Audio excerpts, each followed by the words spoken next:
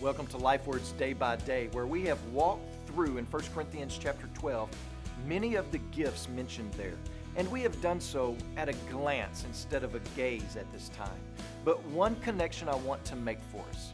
One of the main stresses of this part of the letter of Paul to the Corinthian church is that each believer had a gift. Each one. We see that over and over.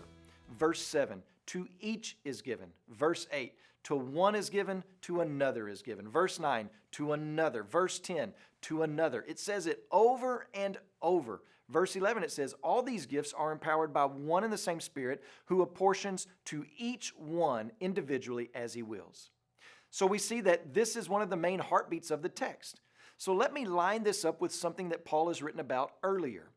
In 1 Corinthians chapter 3, verses 10 through 15, in that part of the letter, Paul is emphasizing the responsibility that every person has when they build on the foundation that Paul has set.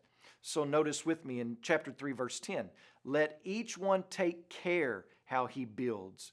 Verse 13, each one's work will become manifest. Verse 13 again, the fire will test what sort of work each one has done.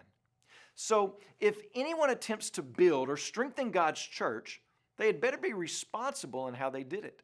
If the motivation of the use of the gift is to strengthen your position within the church, if your motivation of the use of your gift is to get praise, recognition, or influence, well, you may get all of those things, but it'll just be for a moment. And that's all the reward you will get. And you will not get heavenly crowns or rewards. So do you see what Paul is doing here? In chapter 3, Paul is setting up what he says in chapter 12.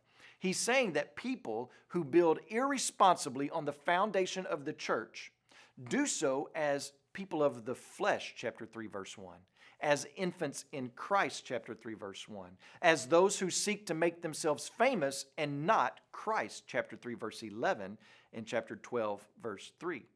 People who are spiritual are those who have Christ as Lord. That is the foundation of the church and the foundation of the use of the gifts within the church to hold up and exalt Christ. So by the time we get to chapter 12, we learn that it's not the spiritually elite that get to build up the church, but every member of the church has the ability by way of spiritual gifts, and they each are to use their gifts in a responsible way to strengthen the unity of the church and the exaltation of Christ. Today when you pray, please pray for Angel Colon and his family, our missionaries in Louisiana.